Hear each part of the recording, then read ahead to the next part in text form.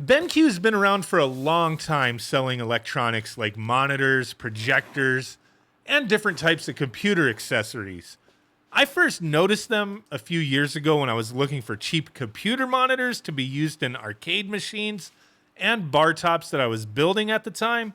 I remember buying a bunch of the BenQ GW2280 monitors as they were fairly cheap and they had decent built-in speakers that suited my needs fairly well and saved me some money from having to buy some speakers, right? But today, we aren't talking about a cheap 1080p computer monitor from a few years ago. That's just how I first became more aware of the brand. Today, we're going to be looking at a higher-end gaming monitor that recently released from BenQ, the Mobiuz EX2710Q, which to note, they did send me for purpose of review, but looking back at the communications, I do think they sent me the wrong one. They were supposed to send me a lower end model, but you know what? This is the one we're reviewing today, so that's where we're at. Now, this is a 27-inch, 165 hertz IPS QHD 2K monitor with an advertised 1 millisecond of moving picture response time. It comes with a stand that requires no tools to attach, and it also has angle adjustments, horizontal and vertical, and 100 millimeters of height adjustment, which all feels very solid in practice moving it around. Didn't feel like I was going to break anything. I mean, you could also use the VESA, mount on the back if you want to put this on your own stand. It's 100 millimeter by 100 millimeter VESA standard there. Now, it also has AMD FreeSync Premium and Trevolo dual 2-watt speakers with a 5-watt subwoofer built in, and plenty of features and settings you can utilize, such as HDR and HDRI. HDRI is a version of HDR that uses special technology that BenQ developed, and it improves the image quality by, instead of staying at the same range as HDR, it'll adjust depending on the source video and your lighting conditions where you have the monitor. It does have a light sensor on the front of it. So essentially, it balances the screen brightness while displaying HDR content.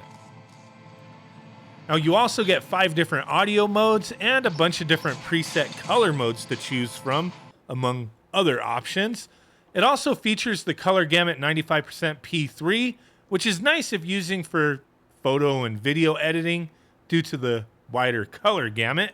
Now, as far as ports go, we have 2 HDMI 2.0 ports, a 1.4 display port, and 2 USB 3.0 ports, and a USB Type-B upstream port, which is used to pass through the USB 3.0 ports that are on the monitor to your PC, so you can plug in any accessories into the monitor if it makes things easier for you, like, a keyboard, mouse, controller, various things, whatever your heart desires. Now, this monitor, it also supports 120 hertz gaming on the PS5 and Xbox Series S and X, obviously for games that utilize that refresh rate. And that's one of the biggest selling points, for this monitor, I believe anyway. Now, filming the monitor in use doesn't really give it justice. The screen looks amazing in person. It does have an anti-glare screen, but I do notice some soft reflections on the screen, depending on the lighting and the angle I'm looking at. It just really depends on that kind of stuff. But really, nothing negative to report as far as visuals go with the quality of the display. Everything is nice and vibrant, easy to adjust with the settings. There's a control stick on the back of the monitor, and there's only a couple buttons that you wind up using. One for quick HDR, which allows you to select the different HDR modes, and that button is on the front.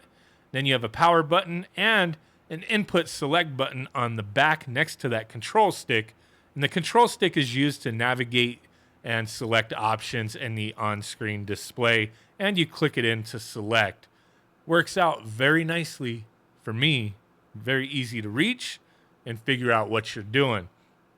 Now, the monitor has a really bright and vibrant image with a brightness of 250 nits and 400 nits peak in HDR. It also has plenty of eye care features like low blue light options and an intelligent brightness setting that will self-adjust using that built-in light sensor that I mentioned.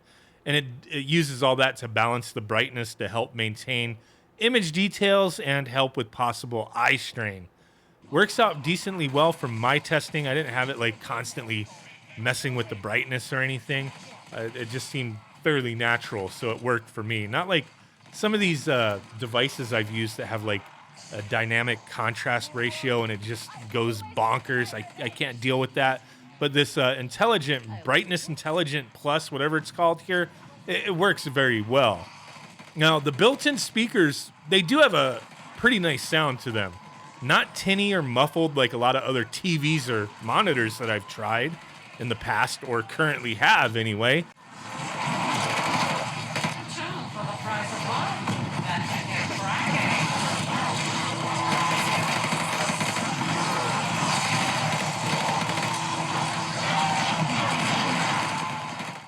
This is the first time I've used a monitor like this where I don't feel the need to use external speakers.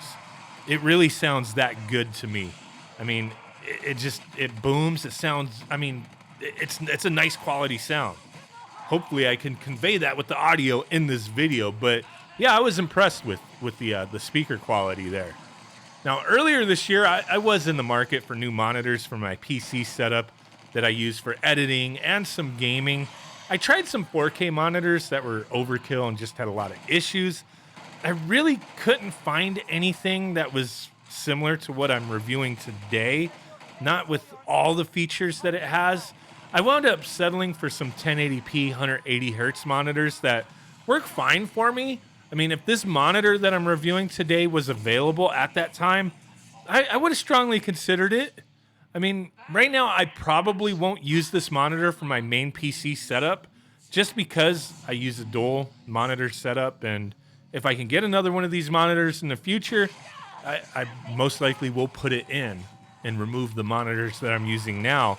But with everything that I've seen, with all the testing that I've done, I definitely think this monitor will go great at one of my desks with either like my Xbox or my PS5 hooked up to it and my side PC, you know, the kind of, yeah, it's just there in case I need to use it type of thing for the time being. So this monitor definitely will get some work out of me. I mean, I'm going to be using it, that's for sure. I mean, at a desk at this size, 27 inches, I think, you know, 1440p is perfect for any of the current gen consoles, and being able to play games on those systems that support 120 hertz is a huge benefit. I mean, this really will be a multi-purpose monitor for me. It's perfect if you're a streamer, a PC gamer, an editor, or someone who just wants to have 120 hertz gaming on their consoles that they, you know, recently got. I did wind up really liking the monitor with all the features it has and the really good image quality. Playing games on both my PC and consoles with the monitor was pretty impressive with how smooth everything was with the high refresh rate.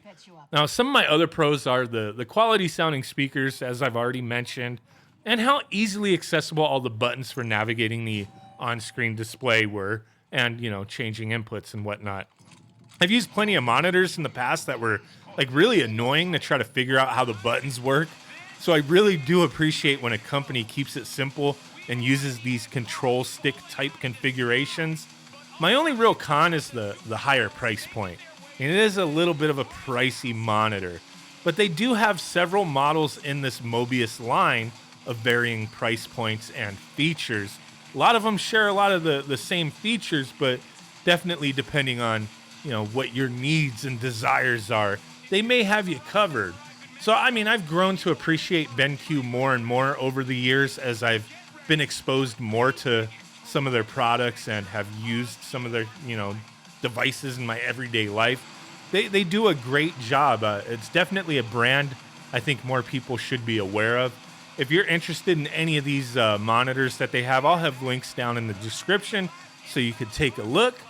Really do appreciate every single one of you guys. And with that said, we'll catch y'all next time. Bye.